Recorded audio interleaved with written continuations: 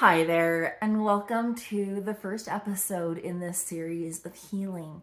More specifically, healing with Jesus. These are some methods that I have used in my own journey that have worked tremendously for me. I am simply a disciple of Jesus Christ. I have no PhD in religious studies. If you watch the first episode, you'll see where I've been, and now I'm living a fulfilling, happy life, and I'd like to share that with you. So, first episode, we're going to talk about chronic pain.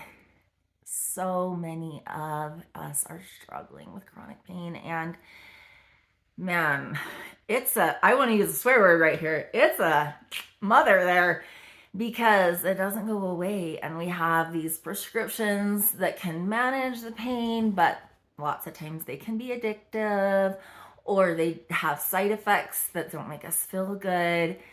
And then we just live dormant in our houses and can't do anything because, right now I have plantar fasciitis, and you would think that I had a leg amputated. I cannot do much with this, and it's just reminding me of some things. So, chronic pain can be both physical, but a lot of times it can be emotional and mental. And that the physical can cause that emotional and mental chronic pain.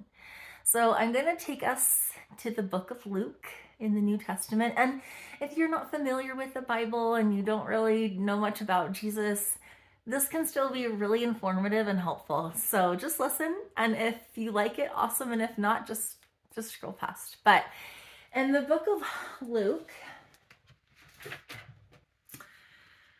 in chapter 17, there is a lot going on, but I'm going to hone in on a group of people who were in a lot of pain, and it was the 10 lepers. And we know leprosy was more common then than now. It still does exist in Asia and Africa, but there is a cure. That's this prescription. However, here in Judea, Samaria, many times these people were ostracized from their communities. They literally lived in leper colonies. They had welts and lesions, open sores and wounds on their bodies, and couldn't live with their families for fear of being contagious. And so if you can imagine and put yourself in that position, okay? And here we have in Luke 17 that they came up to Jesus. They lifted their voice. They said, "Master, have mercy on us." They asked, "Master, have mercy on us." And he told them what to do. Jesus said, "Go show yourself unto the priest." Well, they didn't even have to get that far. As they were walking, they were healed. And I'm picturing it in my mind, these people in these, it looked like mummy, wrappings, and looking down and seeing they were healed. And we know the story. Just one came back. And he was a Samaritan, which they at that time were enemies with the Jews. The Samaritans didn't hate the Jews. The Jews hated the Samaritans, but Jesus loved everybody, just like he still does. He came back and he gave thanks. Just one. After your body being completely cleansed and healed, wow, just one. And Jesus, in verse 17, Jesus answering said, "Were there not 10 cleansed? But where were the 9? They are not found that return to give glory to God, save this stranger." And Jesus said, "Arise, go thy way. Thy faith has made you whole." So we'll touch on that in the coming episodes. Your faith has made you whole. But this episode's mainly focusing on the power that gratitude has, okay? So we're not necessarily commanded to be grateful. It's not one of the 10 commandments. But excuse me while I pull some of my resources. In Psalms is the first time in the Old Testament we hear in chapter 92, it is a good thing to give thanks to the Lord and to sing praises unto thy name, the Most High. It is a good thing. And as I was looking, there is so much modern scientific research that says thankful people are happier. Okay. So I know, put it on pause, put your doubts on pause. It's hard to be thankful when you're hurting. Just listen though, just listen. So this one Harvard Medical School published a study, and they had two groups, and one was a gratitude group and one was a complaining group. Okay. So, and this was with hundreds of people.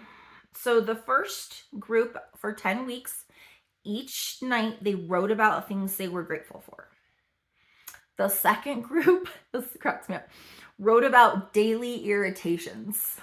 And after 10 weeks, those who wrote about gratitude were more optimistic and felt better about their lives. Also, they had fewer visits to the physicians than those who focused on sources of aggravation.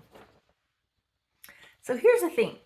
Jesus doesn't tell us to do something that isn't for our good. Okay? He's not vain. He doesn't just need thanks for himself. Okay? We hear that he's a jealous God, but in Hebrew, that's a whole other thing I could go on. He tells us to be thankful for our good. And as we see, and this is study after study, when we're grateful, when we're thankful, we are happier. Again, another study by Martin Seligman, a psychologist in Pennsylvania. They did all these different psychological interventions on 411 people. They found that if you wrote a personal note of gratitude to someone in your life that's affected you positively, or that you need to apologize to and say, you had an impact on my life, participants immediately exhibited a huge increase. Immediately exhibited a huge increase on happiness scores. Okay, and here is than any other intervention. That's what this says, yes. And here's the deal.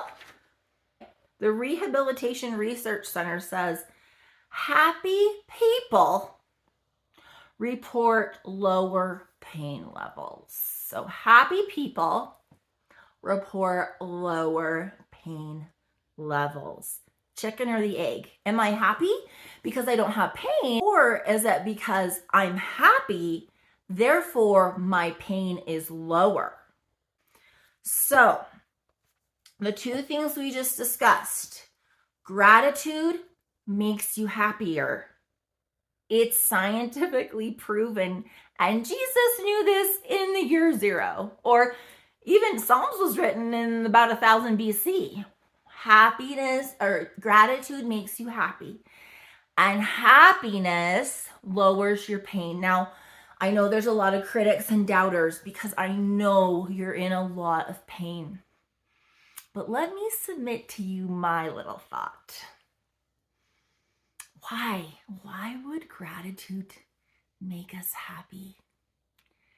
As I've been doing this daily 10-minute exercise where I'll attach it for you. It's a YouTube, and it's just sitting, breathing, remembering times I've been happy, remembering times I'm thankful for. When I remember what I'm thankful for, I can feel God's love for me. When I think about, so this meditation I'll attach talks about, remember a time you were happy. Well, it was when I held my brand new baby that was 7 minutes old, and she nursed off of me, and it was the happiest moment in my life because we were dealing with fertility problems. And I remember this and I'm grateful. And I feel God's love for me that I forget in my pain because I'm limping around or I'm so depressed I can't get out of bed, right? You forget God's love for you. But daily exercises of gratitude, whether it's journal keeping, note writing, whether it's a daily just meditation, it's not new age, it's just sitting there and thinking, whether it's prayer on your knees, in your bed, wherever, thinking of the things that you've been blessed with that are good in your life. And if you can't think of anything good in your life, it's been to one moment I said, I'm thankful I have fingernails. Because there was one time I didn't have a fingernail and it was really painful. I'm thankful I have fingernails, God. I'm thankful I have shoes. Because if I didn't have shoes, it would hurt to walk. I mean, even that not only helps you feel God's love, but it changes your perspective.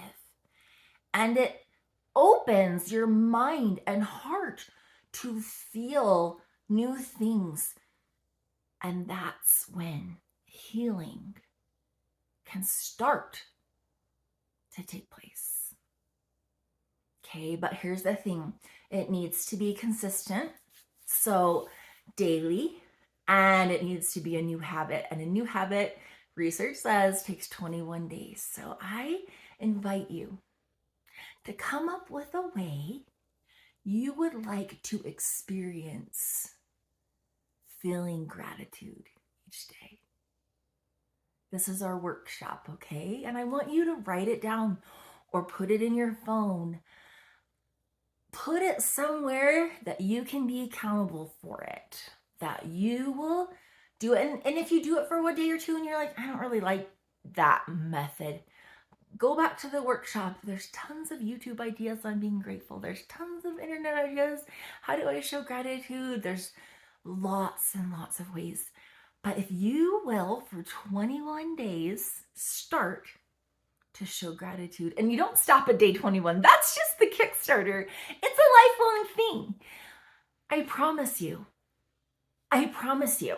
I really do. Like, it's a scientific method that you will begin to feel happier and you will begin to feel less pain.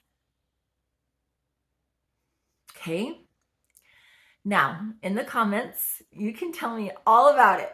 We'll do it if you won't do it, or your thoughts. And I'd be happy to get back to those sincere comments. So thank you for being with me today on our healing journey. It's going to be good.